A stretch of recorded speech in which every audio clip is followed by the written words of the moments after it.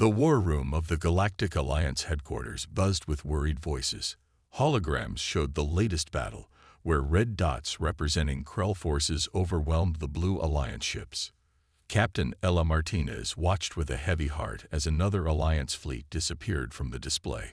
"That's the third defense line this month," said a tall blue-skinned alien next to her.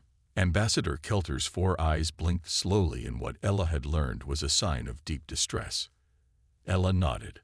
"The Krell are moving faster than we predicted."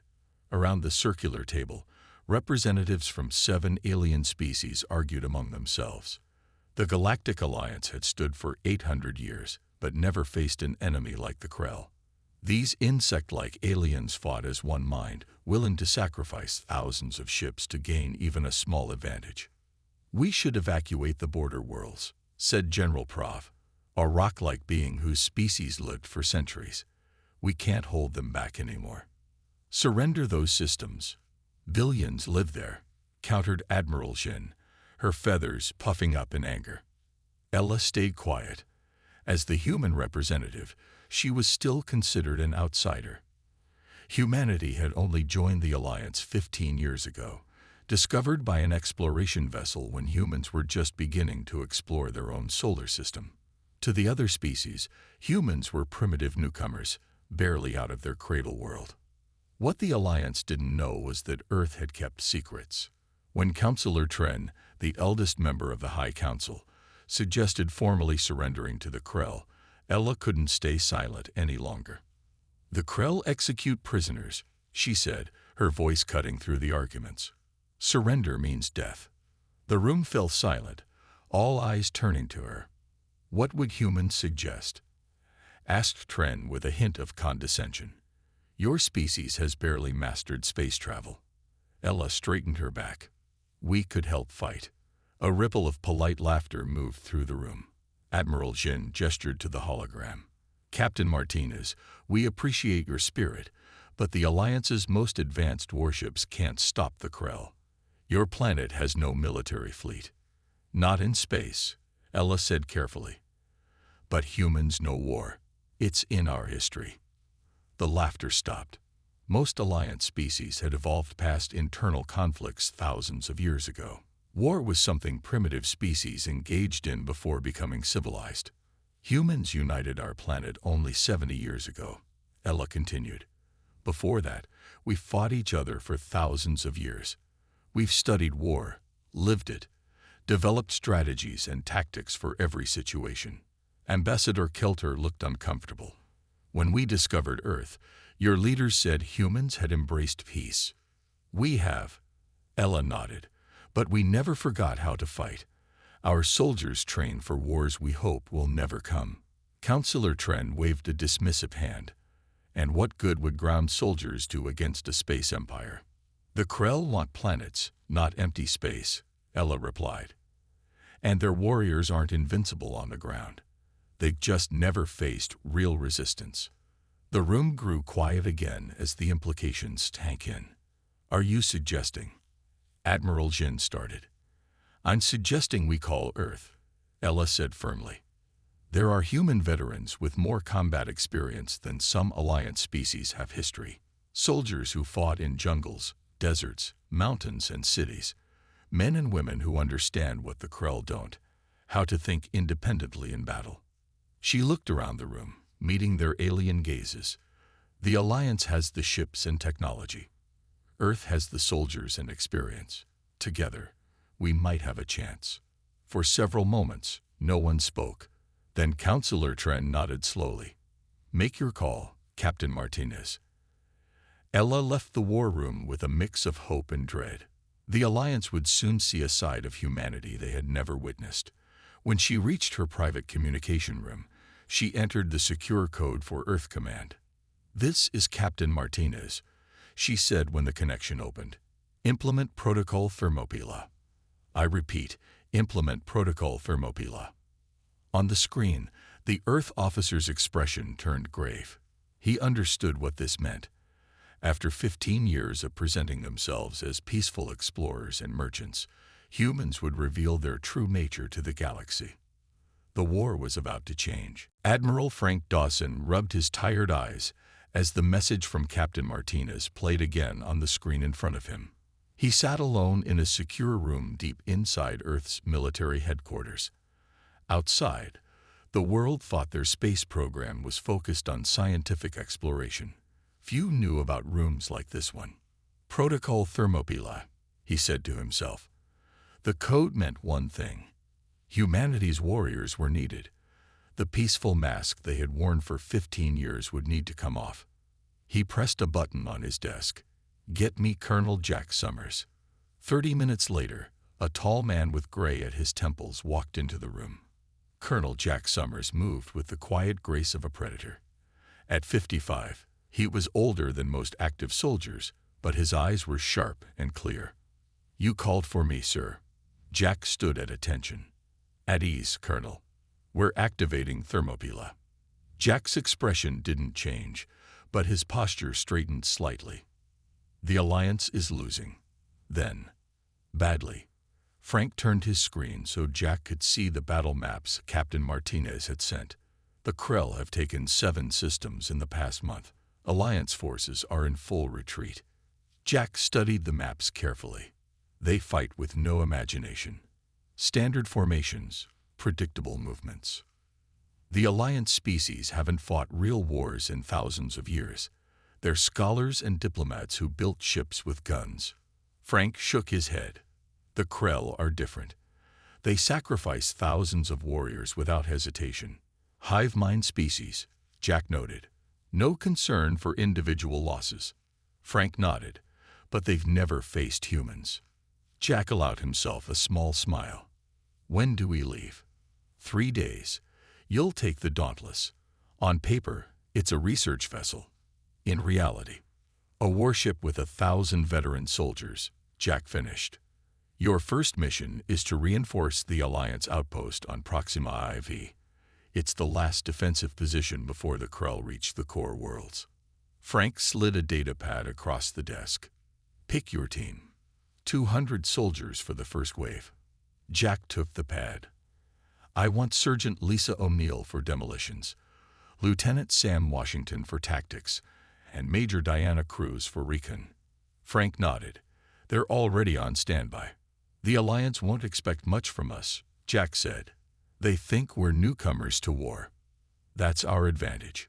Frank stood up and walked to a wall map of the galaxy. Humanity joined the Alliance as peaceful explorers, but we never stopped preparing for the worst. Now the worst has come. He turned back to Jack. Show them what we can do, but remember, we're still the new kids. Don't scare our allies more than necessary. Jack smiled grimly. They should be more scared of the Krell. 2 days later, Jack sat in a briefing room with his command team. Lisa O'Neill, a short woman with red hair and steady hands, had blown up more enemy positions than anyone in Earth's last 3 conflicts. Sam Washington, with his quiet voice and brilliant mind, could spot patterns and weaknesses others missed. Diana Cruz moved like a shadow and could slip behind enemy lines undetected. The Alliance doesn't know what we're capable of, Jack told them. They see us as primitive, maybe even cute. Their mistake, Diana said with a slight smile. Sam studied the Alliance battle reports. The Krell fight like a flood, overwhelming force with no subtlety. The Alliance tries to match them ship for ship, soldier for soldier.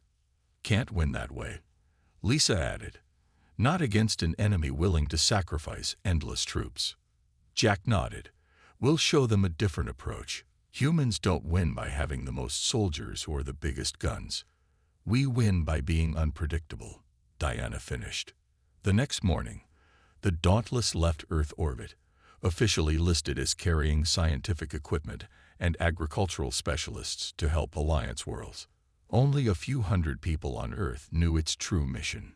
In his quarters, Jack Summers looked at an old photo of his squad from the Resource Wars 30 years earlier. Most were gone now.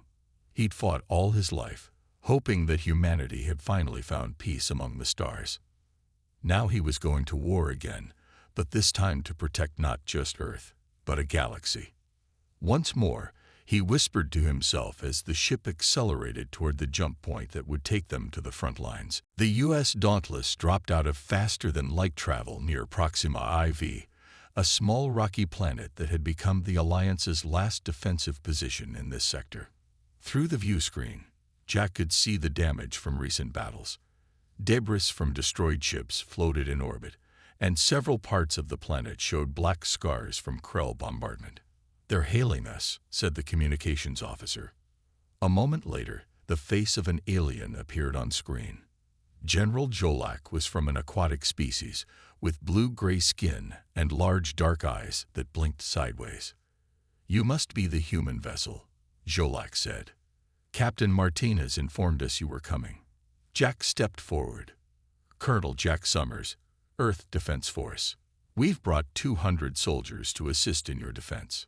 Jolak blinked slowly. 200. The Krell attack in waves of thousands. "Quality over quantity, General," Jack replied with a small smile. "Permission to dock." An hour later, Jack and his team stood in the command center of the Alliance outpost. Maps showed Krell positions surrounding them on 3 sides.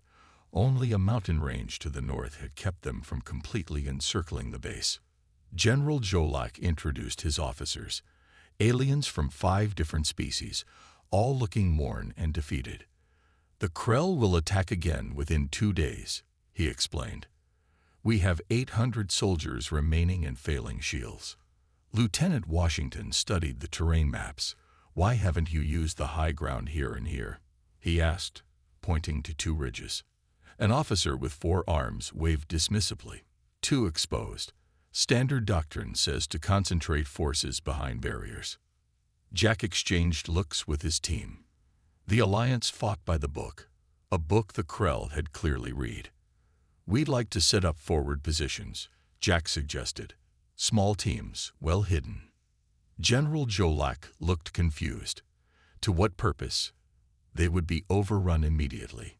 "To gather intelligence," Major Cruz explained, "and to hit them from unexpected angles." The Alliance officers looked uncomfortable. Before they could argue further, alarms began blaring throughout the base. "Krell forces approaching from the south," shouted a technician. "They're earlier than predicted." The command center erupted in activity. Alliance officers began ordering defensive positions according to their standard protocols. Jack watched for a moment, then turned to his team. "Time to show them our way," he said quietly. "Lisa, take a squad and set up on the eastern ridge. Diana, infiltrate with your recon team and find their command units. Sam, coordinate from here." As the human soldiers calmly moved to their positions, the Alliance forces rushed to their defensive lines in obvious panic. General Jolak watched the humans with curiosity. "Your people seem relaxed," he said to Jack. "We've done this before," Jack replied simply. Outside, the first wave of Krell warriors came into view. Thousands of insect-like creatures moving in perfect formation across the open plain. They carried energy weapons and moved with singular purpose. The Alliance defensive line opened fire, but for every Krell that fell, 10 more took its place. They advanced steadily, accepting losses without breaking formation. Then, from the eastern ridge, precision fire from Lisa's team began dropping Krell officers. The formation faltered momentarily. "Target their communication nodes," Jack ordered through his comm. "Diana, status." "In position behind their secondary wave," came the whispered reply. "They have no rear guard. They don't expect attacks from behind." The Krell force suddenly split into 2 groups, one continuing the frontal assault while another diverted to deal with Lisa's position. "They're adapting," observed General Jolak with concern. Jack nodded calmly. "So will we." He gave a short series of orders through his comm. Moments later, explosions erupted in the center of the Krell formation, planted by Diana's infiltration team. At the same time, Lisa's squad abandoned their position seconds before Krell forces reached it, relocating to another vantage point. The Krell attack faltered, their perfect formation broken by unexpected attacks from multiple directions. For the first time, The insect warriors showed confusion. "Impossible," whispered one of the Alliance officers. "I've never seen the Krell lose cohesion." When the battle ended 3 hours later, the Krell had retreated, leaving hundreds of their dead behind. The Alliance had held the line with minimal casualties. General Jolak stared at Jack with new understanding. "You fight differently than anyone I've seen." "Humans have been fighting each other for thousands of years," Jack explained. "We learned that the strongest force isn't always the winner. The smartest one is," finished Lieutenant Washington. In the days following their first victory, Jack and his team began training the Alliance soldiers. The large training hall buzzed with activity as humans worked with aliens from 7 different species. Major Diana Cruz stood before a group of tall, thin aliens with skin that changed color to match their surroundings. "Your natural camouflage is perfect for stealth operations," she explained. "But you move too predictably." She demonstrated how to advance through cover, never moving in straight lines, using shadows and terrain to break up her outline. The aliens watched with fascination. "We were taught to move in formation at all times," one said. "Formation makes you predictable," Diana replied. "And predictable soldiers become dead soldiers." Across the room, Lisa O'Neill showed another group how to create traps and explosives from common materials. The Alliance soldiers seemed shocked by the concept. "But these aren't standard weapons," protested a furry alien with 4 arms. Lisa grinned. "That's exactly why they work. The Krell expects standard weapons." Lieutenant Washington worked with the command staff, teaching them to analyze Krell movements for patterns and weaknesses. "They think as one mind, which gives them perfect coordination," he explained. "But it also makes them inflexible." General Jolak observed the training sessions with growing interest. He approached Jack, who was examining maps of the surrounding territory. "Your methods are unusual," the general said. Jack nodded. "The Alliance fights wars like they're solved mathematical problems. The Krell fight with overwhelming numbers. Neither approach values adaptability. And humans do." "We had to," Jack replied. "On Earth, we fought wars with different terrains, different technologies, different objectives. The side that adapted fastest usually won."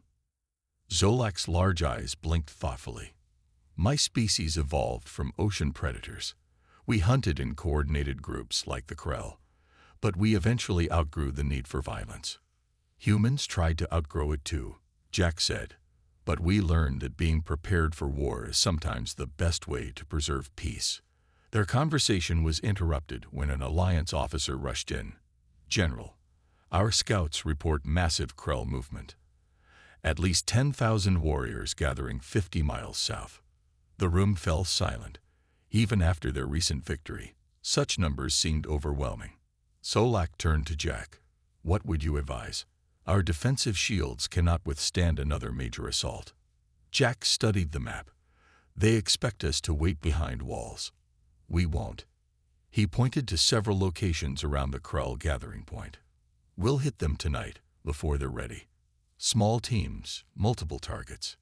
A night attack." Jolak seemed confused. "The Krell have superior night vision, but they don't expect us to know that." Jack smiled.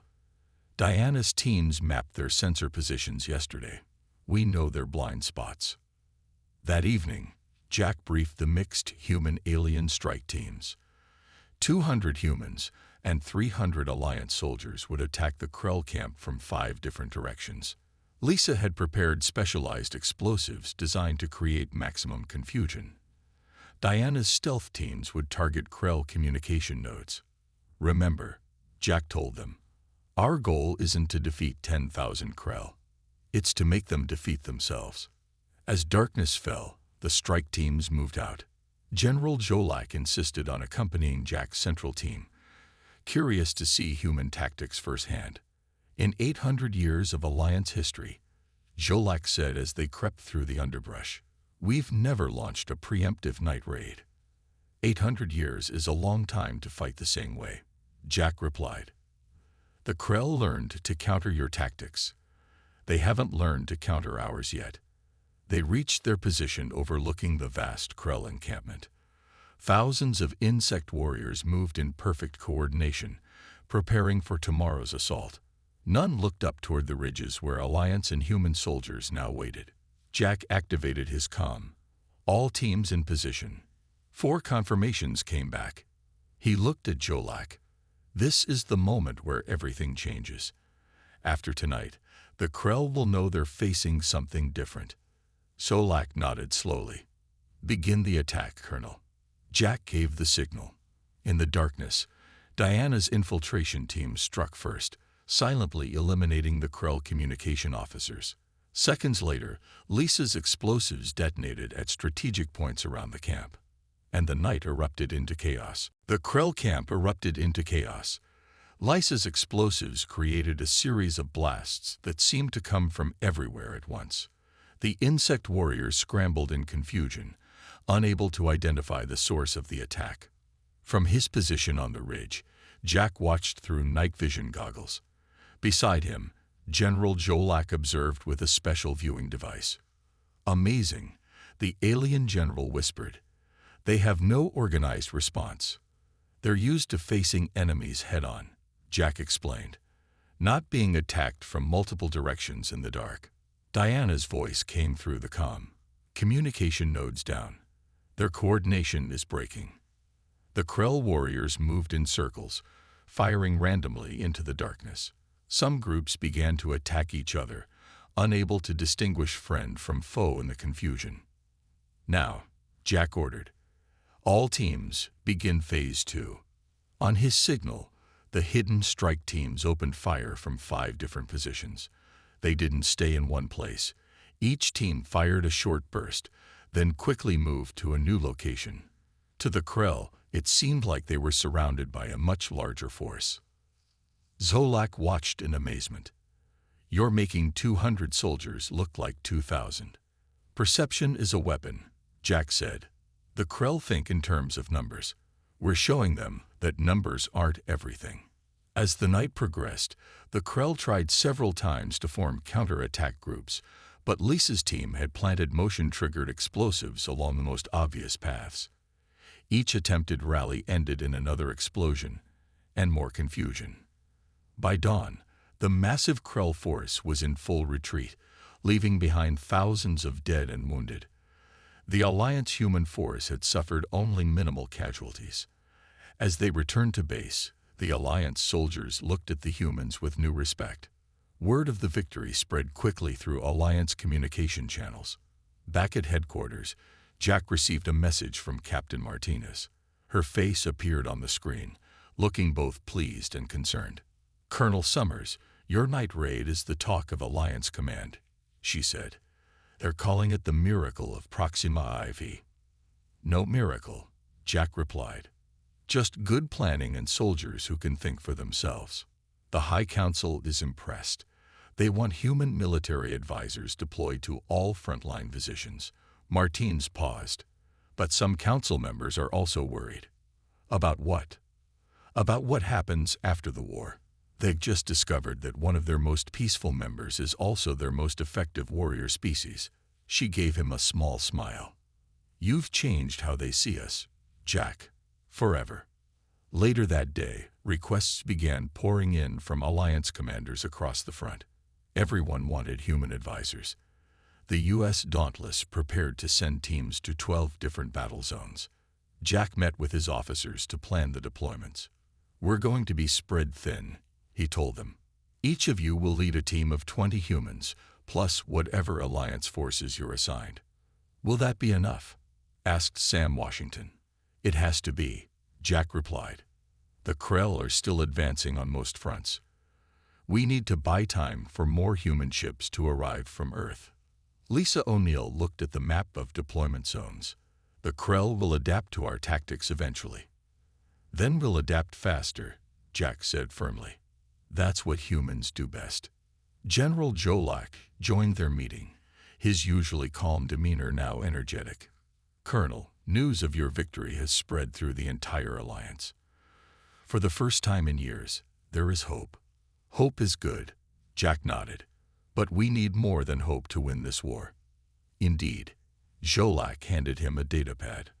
Alliance High Command has authorized emergency production of weapons and equipment based on your specifications. Every factory in the core worlds is being converted. Jack looked at the production figures with satisfaction. This will help. As the human officers left to prepare their teams, Jolak remained with Jack. There is something I don't understand, the alien general said. Your species joined the Alliance as peaceful explorers and traders. Yet you are so skilled at warfare. Jack considered his answer carefully. Humans want peace. We dream of it, work for it, sacrifice for it. But we never forget that peace must sometimes be defended. At a terrible cost, Jolak observed. Yes, Jack agreed, thinking of Earth's bloody history. A cost we've paid many times before. And one we're willing to pay again. Outside the command center, human soldiers trained alongside their alien counterparts, teaching them the hard lessons humanity had learned through centuries of conflict. The war was far from over, but for the first time since the Krell invasion began, the tide was beginning to turn. 3 months passed, and the war changed dramatically. Human advisors spread across Alliance space, bringing new tactics and a fighting spirit that inspired their alien allies. For the first time in years, the Alliance pushed the Krell back, reclaiming 4 star systems. Jack stood on the bridge of an Alliance cruiser above Vega Prime, a key manufacturing planet. Reports from across the front showed progress, but also growing concerns. The Krell are changing their tactics, Lieutenant Washington said, pointing to battle data. They're becoming less predictable, using smaller units instead of mass attacks. They're learning. Jack nodded. Just as we hoped they wouldn't. A communication officer interrupted them. Colonel, we're getting urgent calls from the surface. Krell dropships have broken through our defense grid. Jack's expression darkened. That's not possible. Lisa's team has the entire planet surrounded with early warning systems. He tried to contact Lisa's squad, but got no response. Something was very wrong. Get me a shuttle, he ordered. I'm going down there. 20 minutes later, Jack's shuttle approached the main manufacturing city on Vega Prime. Smoke rose from several buildings. Explosions lit up the eastern district. Alliance officers reported that Krell forces had somehow bypassed their detection systems and landed inside the city. Jack joined a mixed human-alien defense force at the command post. The situation was grim. Thousands of Krell warriors were pushing toward the main power plant. If they destroyed it, the planet's manufacturing capacity would be crippled for months. Where's Sergeant O'Neill's team? Jack asked. Defending the main bridge, an Alliance officer replied. The Krell hit their position first, almost like they knew humans were there. This was new. The Krell had never specifically targeted human forces before. Jack led a squad toward the bridge, fighting through pockets of Krell warriors along the way. He noticed they were using cover and moving in smaller groups, tactics they hadn't used before. When they reached the bridge, they found Lisa's team pinned down by heavy fire. Jack's squad provided covering fire as they joined them behind a barricade. Lisa's face was streaked with dirt and blood. They knew we were here, Jack, she said between breaths. They dropped right on top of us. No warning. Jack looked across the bridge. The Krell were massing for another push, but something was different about them. Their movements weren't as synchronized. Some units acted independently, showing initiative that the hive-minded Krell had never displayed before. They're adapting to us, Jack realized, learning from every battle. A Krell officer appeared, directing warriors to flank positions. Lisa spotted it through her scope. That one's calling the shots. Take him out, and they'll lose direction. Before Jack could respond, sensors detected a massive energy buildup. The Krell were bringing in a heavy plasma cannon, powerful enough to destroy the bridge and everything on it. If that bridge falls, they'll reach the power plant in minutes, Lisa said grimly. She checked her pack of explosives. I need to get to the bridge supports. Too dangerous, Jack shook his head. We'll find another way. There is no other way, Lisa replied calmly. And you know it. Before he could stop her, Lisa slipped away, using the skills she taught others to move unseen toward the bridge supports. Jack tried to provide covering fire, but the Krell were everywhere.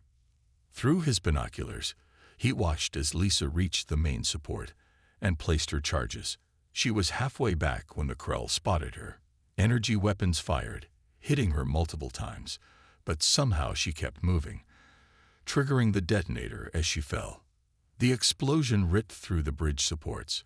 The entire structure collapsed, taking hundreds of Krell warriors with it and creating an impassable gap between the enemy and the power plant. That night, after the remaining Krell forces had been driven off-world, Jack stood with General Zolak and a group of Alliance soldiers. Between them lay a simple platform with Lisa's body, covered with a cloth bearing both Alliance and Earth symbols. "Why do you honor your dead this way?" asked an Alliance officer. "The Krell leave theirs behind." "Because every human life matters," Jack said quietly. "We're not a hive mind. Each of us is unique. When we lose someone, we lose everything they were and could have been." General Zolak watched the human soldiers' faces. For the first time, he truly understood something about these strange allies. Their individual worth was what made them fight so fiercely, so creatively, and it was also what made them mourn. 6 months after the first human soldiers joined the war, the Alliance had reclaimed 7 star systems, but the victories were coming harder now. The Krell were adapting, learning, evolving their tactics with each battle. Jack sat in a medical bed on the Alliance flagship. Bandages covered his left side where a Krell energy weapon had caught him during an ambush 3 days ago. Captain Ella Martinez sat beside him, having arrived from Alliance headquarters. "The Krell specifically targeted your command vehicle," she said, reviewing the battle reports. "They ignored easier targets to get to you." Jack nodded. "They're studying us, learning from us. The Krell we face today aren't the same mindless drones we fought 6 months ago." "The High Council is worried," Ella admitted. "Some members think we've created a bigger problem by teaching the Krell how to think independently." "We didn't teach them," Jack replied. "We forced them to adapt or die. That's how evolution works." Their conversation was interrupted when Lieutenant Washington entered with urgent news. "The Krell are using our own tactics against us," he reported. "On 3 different worlds, they've set up ambushes using our methods. They're spreading false information through captured communication channels." Jack tried to sit up but winced in pain. "They're not just adapting physically. They're adapting mentally." Ella looked troubled. "Is there any good news?" "Actually, yes." Sam handed her a datapad. "Admiral Dawson has authorized the deployment of Earth's final reserve. The Ghost Division is on its way." Jack's eyes widened. "They're sending Heather's team." "Who is Heather?" Ella asked. "Colonel Heather Miller," Jack explained, "leader of the most unconventional warfare unit Earth has ever produced. Her soldiers don't fight with regular weapons. They fight with information, with deception, with the enemy's mind." 2 days later, a small, unmarked ship docked with the Alliance flagship. Colonel Heather Miller did not look like a typical soldier. Small in stature with short gray hair and glasses, she looked more like a professor than a military commander. But the intensity in her eyes told a different story. "Jack," she greeted him warmly in the briefing room. "I hear you've been teaching bugs how to think." "Not intentionally," he grimaced. Heather studied the battle maps and Krell communication patterns that Washington had prepared. "Fascinating. Their hive mind is developing independent nodes. They're becoming individuals, at least on a tactical level." "Is that good or bad for us?" Ella asked. "Both," Heather replied. "Bad because they're harder to predict now. Good because they're experiencing something new to them: confusion." She outlined her plan to the gathered officers. The Ghost Division specialized in electronic warfare, psychological operations, and counterintelligence. They would exploit the growing individuality of the Krell commanders. "If they want to think like humans," Heather explained, "we'll give them the full human experience, including doubt, uncertainty, and mistrust. Over the next few weeks, Heather's team launched a new kind of warfare against the Krell. They intercepted and altered Krell communications, creating contradictory orders. They planted false information about alliance movements, leading Krell forces into traps. They created phantom fleets on Krell sensors that didn't actually exist. Jack watched with admiration as the Krell began to falter. Their newly developed individual thinking became a weakness when they couldn't trust their own information. "It's working," he told Ella as they observed a battle where Krell ships fired on each other, confused about which were real enemies.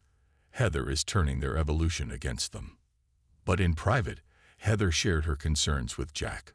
"We're changing them fundamentally," she said. "The Krell we defeat won't be the same species that started this war." "Is that a problem?" Jack asked. "It might be," Heather replied thoughtfully. "What happens when a hive mind discovers individuality? What will they want after this war ends?" As Alliance forces pushed closer to Krell territory, this question grew more urgent. Reports came in of unusual behavior among captured Krell warriors. Some refused to follow their hive's orders. Others attempted to communicate with Alliance soldiers in ways they never had before. "We didn't just change how they fight," Ella realized after interviewing a captive Krell officer who had surrendered voluntarily, something previously unheard of. "We changed who they are." 1 year after the first human soldiers entered the war, the combined Alliance human fleet approached the Krell homeworld. The massive planet loomed on the view screens, surrounded by defense stations and thousands of Krell ships. "This is it," Admiral Frank Dawson said. He had arrived from Earth 2 months ago to lead the final push. The last battle. Beside him stood Jack, now fully recovered from his wounds, and Colonel Heather Miller. Captain Ella Martinez represented the Alliance High Council, which had finally recognized humanity as full partners in the war effort. "The Krell defenses are formidable," General Joe Lack observed. "Even with our combined fleets, a direct assault would cost millions of lives on both sides." Heather stepped forward. "That's why we won't attack directly." She pointed to a data display showing Krell communication patterns. "For the past 3 months, my team has been inserting a special code into the Krell network. It's ready now." "What kind of code?" Ella asked. "Not a weapon," Heather explained. "Not exactly. It's a gift." She looked at Admiral Dawson, who nodded his approval. "The Krell began this war as a perfect hive mind," Heather continued. "One will controlling billions, but our tactics forced them to develop individual thinking. Some Krell commanders now make their own decisions. Some question orders. The next step is to let them all choose." Jack understood first. "You're giving them freedom." "Yes," Heather said simply. "The code will disable the central control of the hive mind. Each Krell will suddenly experience true individual thought for the first time." The Alliance commanders looked shocked. This was not the final attack they had expected. "And if they all choose to keep fighting?" General Jolak asked. "Then we fight," Admiral Dawson said firmly. "But they deserve the chance to choose peace." Hours later, the combined fleet took position just outside the Krell defense perimeter. Heather's team activated the code, sending it through the channels they had prepared over months of electronic warfare. For several minutes, nothing seemed to happen. Then suddenly, the perfectly organized Krell fleet began to move in strange, disorganized patterns. Some ships broke formation. Others turned away from the Alliance fleet. A few simply powered down their weapons. "It's working," Heather whispered. Through emergency channels, messages began coming from individual Krell ships, confused, frightened, but also curious. Many asked for guidance on what to do with their new freedom. Some expressed relief that the endless war might stop. 3 days later, in the largest conference room on the Alliance flagship, human and Alliance representatives sat across from a delegation of Krell. It was the first peaceful meeting between the species. The lead Krell, who called himself First to Choose, spoke in a halting version of the Alliance common language. "We experience individuality now. Some wish to continue war. Many do not. We seek understanding. Admiral Dawson stepped forward. We don't want to destroy your civilization. We only fought because you attacked Alliance worlds. If you choose peace, we offer peace in return. The negotiations lasted for weeks. Some Krell factions rejected the peace and had to be contained by other Krell who embraced their new individuality. Eventually, a treaty was signed. The war was over. At the final ceremony, General Jolak approached Jack and Ella as they prepared to return to Earth. I must confess, the alien general said, when humans first joined the Alliance, many of us saw you as primitive, dangerous. We feared your history of violence. Jack nodded. A fair assessment. We were wrong, Jolak continued. Your capacity for war is matched by your desire for peace. You fought not to destroy the Krell, but to give them the same gift you value most, freedom to choose their own path. Ella smiled. Humans have always been contradictory. We create art about peace while preparing for war. We value individual life above all, yet risk those lives to protect others. As human ships prepared to depart, messages arrived from across Alliance space. Planets that had been saved by human intervention sent thanks.